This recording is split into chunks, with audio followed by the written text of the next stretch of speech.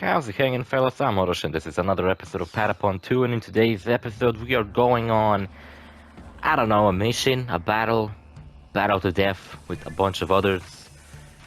Patapon I have on my team. So, I think I expanded my army, or have I just simply forgotten what I done in the last episode, because I feel like I have a fuck ton of Patapons in my army. No, I did hit Patapons in my army. But was my hero a spearman? I don't remember him having a spear. What the fuck? Sounds like a bug crawling on me. Fuck off. What's with all these bugs? It's fucking end of September should have been fucking cold enough for all of them to die. I see you made it. Wait, I tried Supreme... Wait, I'm tired, Supreme Patapon. The power of the Supreme Patapon? What is he talking about? This is what I think of that. Guys, it's motherfucking Gong from the first game. He was cosplaying as a Carmen, even though before we haven't seen him at all.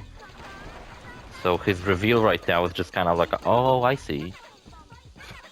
Instead of being like, oh, so that's who it is, that mysterious fucking character. Maybe there was a mysterious character in the last episode and I just simply didn't look. Look guys, Zigotons. Lord Gong, we wish to fight with you. You... I already died once. Are you certain you wish to come with me? I'm pretty sure that's the voice I gave Gong. I don't know. I remember one of the guys had a voice like this. I think he's dead and he doesn't come back in this game, but there is a character that's exactly the same that comes back. Also, I don't really intend to read all the fucking dialogue, mostly because it just keeps moving and shit. The dialogue bubbles are like fucking... are like on top of each other. Also, you can read it yourself. He's not saying any very interesting things. So are Zigotons and Carmen teaming up together to fight me? Fucking hope so, make for an interesting fight. I got this stupid fucking shitty ass energy drink here. Looks fucking garbage. It's just a yellow fucking can with nothing but MOC on it. An anagram. Get it? MOC. MOC. Get it? No? Well, you probably shouldn't. Anyway, fucking check out what the fuck it tastes like. Probably like shit.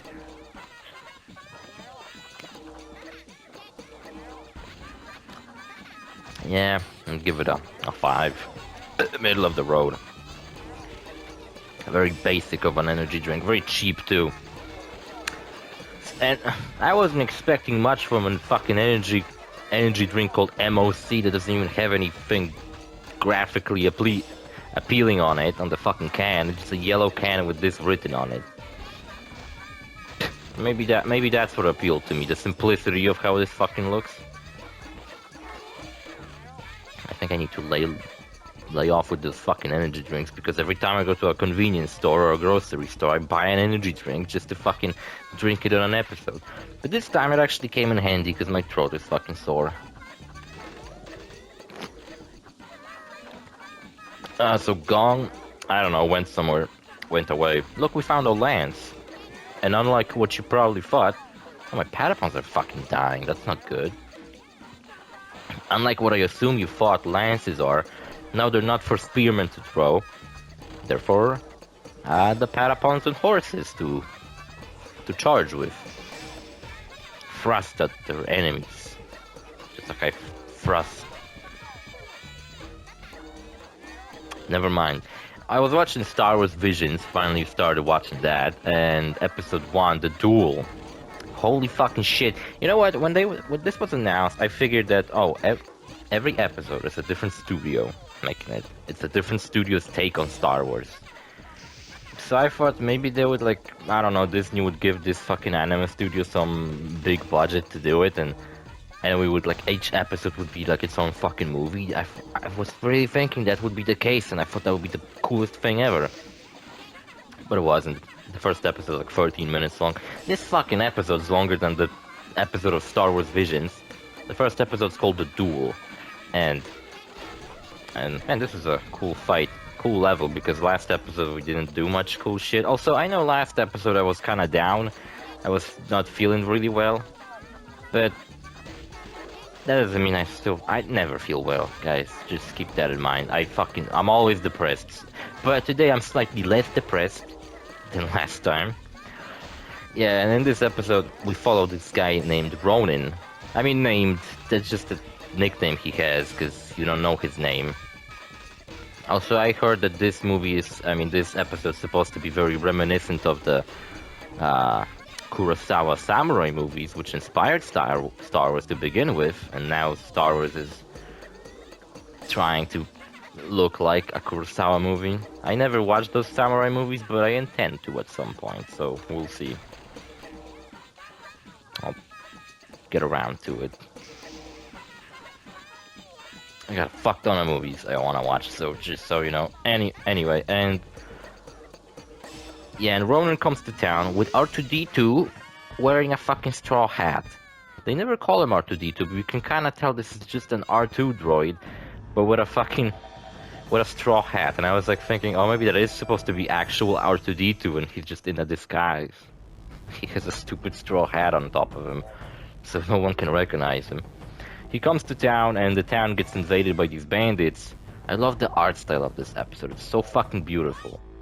That when I watched the second episode, I was kind of like, I like the first one more. Yeah, so a bunch of bandits invade. It turns out that the chief of the village is sick, and his son took over, and his son is small, and the bandits are making fun of him, that a little kid is leading the village. But in a surprising turn of events, fearsome. It seems Gong has been reborn. Great aura, I'm sure there's a secret to be found out here. Forgot about dialogue in this game. Hooray, dance, dance, dance. I've located a giant mochi. Blah, blah, blah. Shut up. I can't believe I expected myself to read all this shit. Yeah, and their defenses in this village are not that bad, because they have a fuck ton of like people who are pretty capable. Like there's like a droid with a minigun. There's like a Tusken Raider who's like a sniper. It's like a lizard man who's like the leader of their defense force, I think. And he's pretty cool. He's like one of those bounty hunter from the original trilogy, lizard man. Forgot what the fuck his name is. Forgot. Probably didn't know it in the first place. Check it out, guys. We got a bunch of tiny little Viking helmets. Ain't Patapon fucking cute? Even though they're a bunch of murderous fucking religious fanatics, they're just so cute. This guy's not even holding his fucking shield properly. That kinda sucks that I gave everybody else the better equipment, and now my fucking bowmen are shit. They don't even have any fucking cool helmets to wear. Once we begin cooking up stews before fights and using summons, this game will get fucking insane. Yeah, so it turns out the leader of the bandits, because the bandits get pretty fucked up by that defense force they got, is a Sith Lord. I don't think we learned her name, but that's the Sith Lord who's using a red lightsaber umbrella. A very impractical weapon, and I was like, is she really gonna use it this whole fucking time? But then when Ronan shows up and challenges her to a duel, I thought it would take a bit more convincing, like he would just want to leave and not be bothered, but he would be like, please, Mr. Ronan, you gotta help us. But R2-D2 gets shot, and so the old man that he stayed with for a while, he just like stopped at his house, is fixing R2-D2, and he told him that he better be fixed once I'm back, or something like that. And he goes to fight her, and then she unsheaths her actual lightsaber from the stupid umbrella part of it, and then it just becomes a normal lightsaber, and she takes off her like hood, and she becomes really fucking cool Sith Lord chick. And Ronin like fucking blocks a lightsaber just using his force, like he almost like grabs the blade with his two hands. I think there is a technique like that where you like clap your hands together at a sword and you can like fucking grab it and shit. Like grabbing swords out of the fucking... When someone attacks you with a sword, you can like grab it in a way. It's probably hard to do and probably requires some... I saw one time there's like this ninja equipment, these like gloves that have like claws on them. And not only you can climb with those, I think, you can also block sword attacks with those. So that's pretty cool. And no, they're not like Wolverine claws, they're like little claws on the palm of your hand. Yeah, and then she makes fun of him like, oh, I haven't seen a Jedi in a long time. But then you find out, oh shit, Ronan is not a Jedi. He unsheaths his fucking sword, and it turns out he also has a red lightsaber. So I guess he's some kind of old Sith Lord who's not a bad guy anymore, kind of like Darth Maul maybe a little bit in Rebels. Actually, I haven't seen Rebels, but I've seen some clips of it, and I remember Darth Maul was in there. He wasn't like completely evil. I realized that between last season of Clone Wars and Rebels, I think there's like quite a lot of shit that must have happened to Darth Maul. Maybe they're setting up some kind of Darth Maul thing, I don't know. Like at some point, I would love it because he's my favorite character. Yeah, and then they have a fucking awesome fight when they're like going down a river while balancing on a log. And Ronan falls off and it's almost like he loses. And then behind the waterfall, there's like a shrine, and he puts his lightsaber in the hand of the statue in the shrine, and the girl Sif attacks it. And then he, I guess, has another lightsaber with him. He did hit 2 swords, so he has another lightsaber. It seemed like the other lightsaber he hit was double-sided, but he only used one side of it, and he stabbed her in the back. Also, one thing, aren't lightsabers like activated and like, you know, they like come out of the handle? So why did he needed to have his lightsaber sheathted? Is his lightsaber always active and he just puts it in like a special fucking sheath? Also, how does he not cut through it? What's it made of? That fucking Beskar metal that Mandalorian, I think, introduced? Well, might have not introduced, but pointed out that it actually can resist a lightsaber strikes. Ugh, shit. Yeah, and it's fucking awesome. And then he gives the old man the umbrella part as if it's valuable. I don't know, maybe it is. I guess he didn't have anything else to fucking give him. See what I was talking about? Oh, shit, I fucked up. Bummer. Probably someone talked to me or something. I hate when that fucking happens. Patapon is such a fucking 100% of your fucking concentration has to be on the game. You cannot think of anything else. And then I had a hard time fucking getting my combo together. Jesus. Finally got a fever. I got a fever. And the only prescription is a well-executed drum combo. A cowbell. A well-executed cowbell combo. Yeah, it's fucking awesome. Visions. Episode 1's fucking awesome. Episode 2's good, but not fucking awesome like the first one. I love when Star Wars just goes like out there and it's like not focused on like... And it's not just a tie-in to like the main stories, like the numbered entry movies.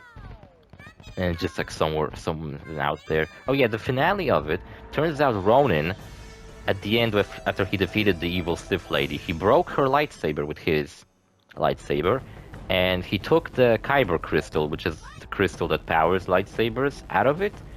And then it got revealed that under his outfit he had like a whole collection of evil, corrupted red ones, Kyber crystals. So I guess he's going around the world killing Siths. That's his thing. Which is fucking awesome. I want to see more of that guy. I hope it leads to something more with these characters, because it's fucking awesome. And then he gives the Kyber crystal to the little kid who was the chief of the village. And that's kind of it. And he leaves. So I ain't sure what's supposed to happen to that crystal. Is it gonna become good? That's what my initial thought was. Maybe this whole short was just to tell you that corrupted Kyber crystals can be uncorrupted. But see you fellas in the next episode. Bye.